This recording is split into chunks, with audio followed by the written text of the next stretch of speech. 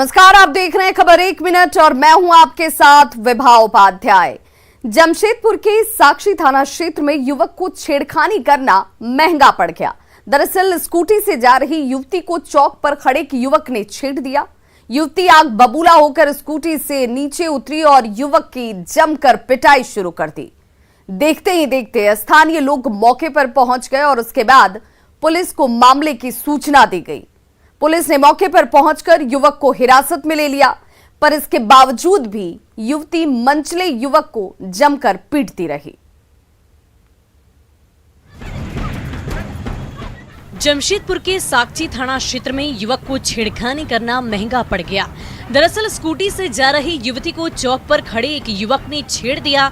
युवती आग बबूला होकर स्कूटी से उतरकर युवक की जमकर पिटाई शुरू कर दी। देखते ही देखते स्थानीय लोग मौके पर पहुंचे और उसके बाद पुलिस को मामले की सूचना दी गई।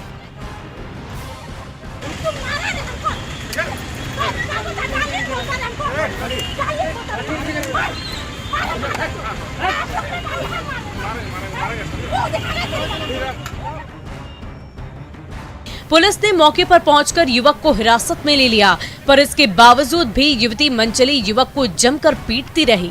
पुलिस बीच बचाव कर युवक को हिरासत में लेकर थाने ले गए। युवती द्वारा मंचली युवक की पिटाई का वीडियो सोशल मीडिया में खूब वायरल हो रहा है।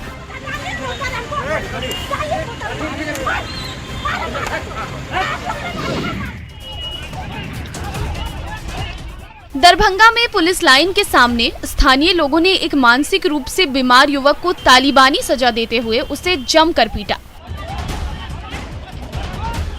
लोगों ने जमकर लाठी डंडे लात घूंसों से युवक की तब तक पिटाई की जब तक कि वह घायल नहीं हो गया। बताया जा रहा है कि मानसिक रूप से बीमार युवक कचरा बीनने का काम करता है और उसकी गलती बस इतनी थी कि जब वो कचरा बीन रहा था तो जिस व्यक्ति ने उसे भगाने के लिए उस पर पानी फेंका था, उसे कचरा बीनने वाले युवक ने धक्का दे दिया, जिसके कारण वो दीवार से टकरा गया और उसके सिर में चोट लग गई और सिर से खून बहने लगा, जिसे देखकर स्थानीय लोग उग्र हो गए और मानसिक रूप से विक्षिप्त युवक को जानवरों की तरह पीटने लगे।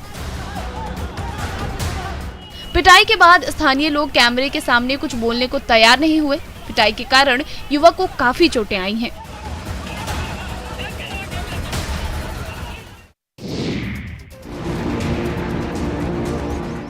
राजगीर में वनगंगा से महादेव कोला जाने वाली घाटी में शराब माफिया सक्रिय है।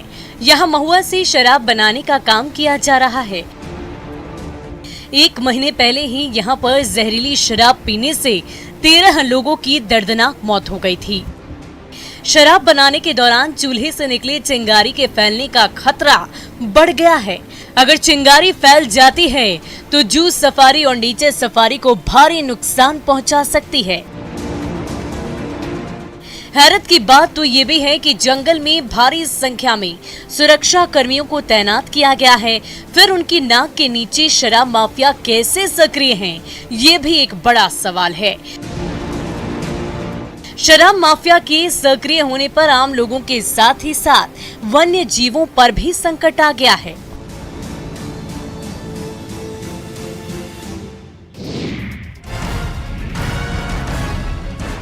गोड्डा में नगर थाना क्षेत्र के सिनेमा हॉल चौक पर अवैध वसूली की घटना सामने आई और पैसा नहीं देने पर युवक के साथ मारपीट की घटना सीसीटीवी में कैद हुई।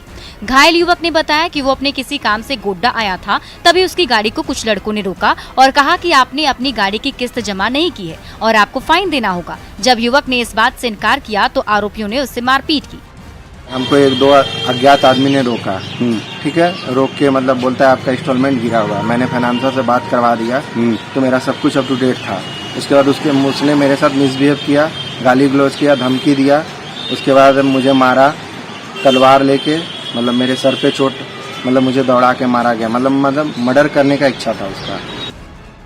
ये पूरी वारदात सीसीटीवी में कैद हो गई। पुलिस ने मामले को देखते हुए 2 युवकों को गिरफ्तार कर लिया है।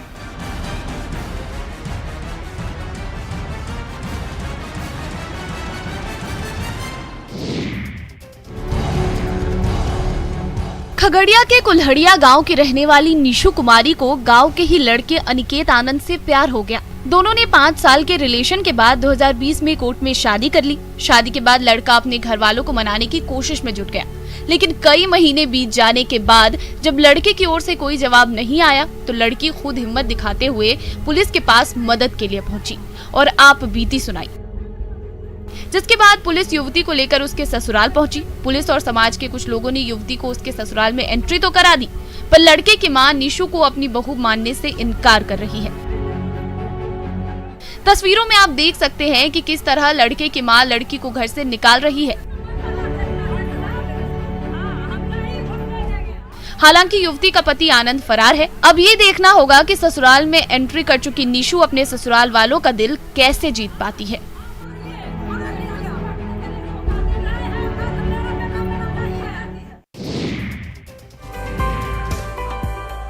मुंगेर के हरपुर थाना क्षेत्र के रहने वाले पुष्पराज और वर्षा को अपने प्यार की मंजिल मिल गई। गांव वालों ने राजी खुशी उन दोनों की शादी करवाई। इन दोनों की शादी का वीडियो सोशल मीडिया पर काफी वायरल भी हो रहा है। दरअसल पुष्पराज और वर्षा पिछले 1 साल से एक दूसरे से प्यार करते थे, पर दोनों ने अपने प्यार के बारे में घर वालों को नहीं बताया था। इधर वर्षा की शादी कहीं और तय हो गई। शादी के कार्ड तक छप गए थे। 20 अप्रैल को वर्षा की शादी भी होनी थी, पर कार्ड देने के बहाने वर्षा घर से निकली और फिर वापस नहीं आई। परिजनों ने इसकी शिकायत थाने में की थी। फिर जैसे ही वर्षा की शादी की तारीख निकली, वैसे ही दोनों प्रेमी तारापुर थाना पहुंचे और आप बीती सुनाई, जिसके बाद पुलिस और स्थानीय लोगों ने मिलकर लड़का लड़की के परिजनों को समझा बुझाकर मंदिर में उन दोनों की शादी करवा दी।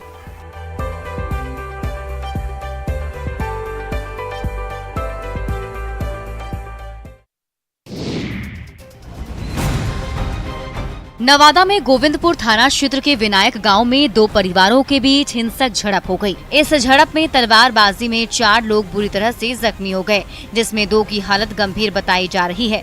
दरअसल घर में देवी देवता स्थापित करने के नाम पर 2 परिवारों के बीच विवाद हुआ। आरोपी पक्ष ने दूसरे परिवार पर हमला कर दिया, जिसमें पिता, 2 पुत्र और एक भतीजा घायल हो गए। देवता के कारण नहीं, हम लोग कहते बैठाएंगे उनको, सब नहीं बैठेंगे, यही चलते लड़ाई हुआ। कितना लोग घायल हुए? 4। क्या से मारपीट हुआ? सब तलवार से। किससे हुआ था लड़ाई? लड़ाई हुआ है मंटूना है, गोतिया होती है।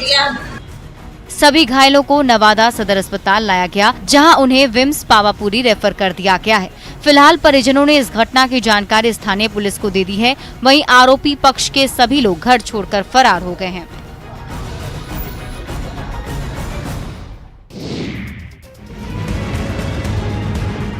अपने प्रेमी को ढूंढते हुए एक महिला गुजरात से सिवान पहुंची। महिला का आरोप है कि अभिषेक नाम के युवक ने उससे गुजरात में पहले प्यार किया, फिर शादी भी कर ली। शादी के 4 साल बाद वो अपनी पत्नी को छोड़कर फरार हो गया, जिसके बाद पीड़ित पत्नी युवक को खोजते हुए सिवान पहुंची। दरअसल सिवान के तरवारा थाना क्षेत्र का रहने वाला अभिषेक कुमार गुजरात की एक कंपनी में काम करता था। उसी दौरान गुजरात कक्ष की रहने वाली पूजा अग्रवाल से उसे प्यार हो गया। लंबे समय तक चले प्रेम प्रसंग के बाद दोनों ने आपसी सहमति से 4 साल पहले मंदिर में शादी कर ली थी। लेकिन उसकी पत्नी जब भी उसे अपने घर ले जाने की बात कहती तो वो वहाँ पर कोई न कोई बहाना बनाकर टाल देता। पीड़िता ने बताया कि कुछ दिन पहले युवक घर से पैसे लेकर भाग गया था। परेशान महिला ने पुलिस से मदद की गुहार लगाई। फिर अब देखना होगा कि पुलिस महिला के पति को कब तक ढूंढ पाती है।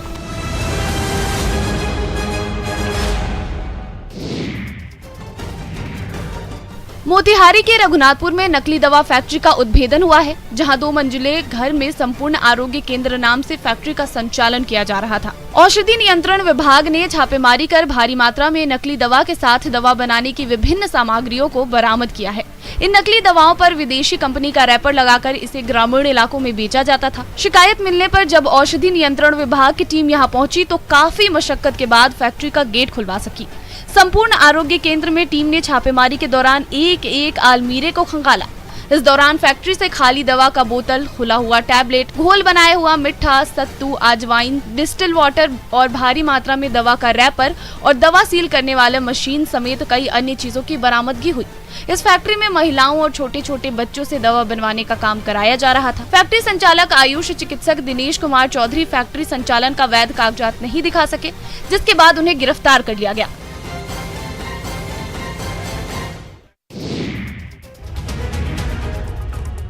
लालू प्रसाद यादव को चारा घोटाले से जुड़े डोरंडा ट्रेजरी मामले में जमानत मिल गई है। ये मामला डोरंडा कोषागार से 139 करोड़ रुपए की निकासी का है। 1990 से 1995 के बीच डोरंडा कोषागार से 139 करोड़ रुपए की निकासी की गई थी। करीब 27 साल बाद कोर्ट ने इसी साल फरवरी में इस घोटाले पर फैसला सुनाया था, जिसमें लालू प्रसाद को दोषी पाया गया था।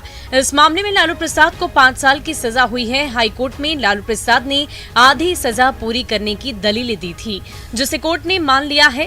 लालू प्रसाद के वकील के मुताबिक 30 महीने की जगह लालू प्रसाद ने 42 महीने की सजा पूरी कर ली है। सजा अवधि के रिकॉर्ड को देखते हुए कोर्ट ने आरजेडी अध्यक्ष को जमानत दे दी। फिलहाल लालू प्रसाद खराब स्वास्थ्य की वजह से दिल्ली एम्स में इलाजरत हैं। वहीं लालू प्रसाद यादव के रिहाई पर बेटे तेज प्रताप यादव ने खुशी जाहिर की है।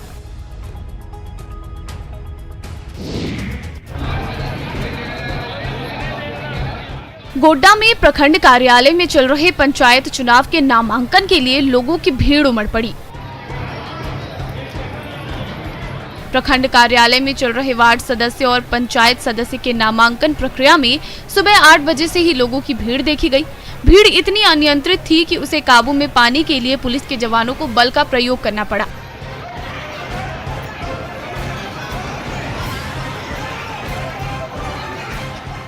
लोग धक्का मुक्की करते हुए नामांकन भरने के लिए आए। भीड़ को देखकर पुलिस वालों के पसीने छूट गए।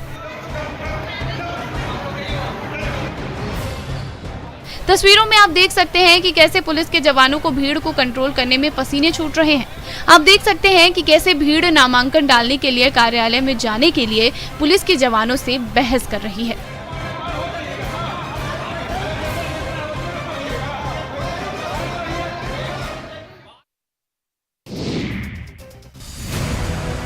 रांची में हर घर में पेयजल आपूर्ति के लिए जल नल योजना के तहत पाइपलाइन बिछाने का काम चल रहा है, लेकिन झारखंड सरकार की इस योजना पर अब बंगाल के चोरों की नजर पड़ चुकी है।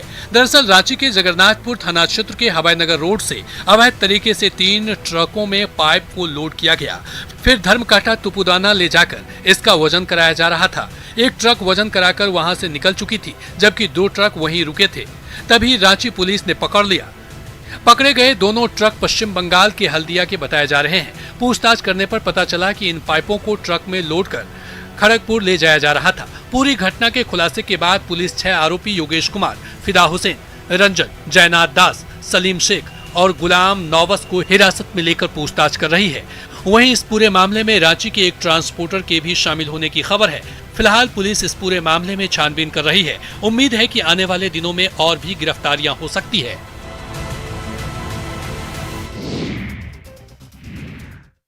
इतना ही, लेकिन चलते चलते आप देखते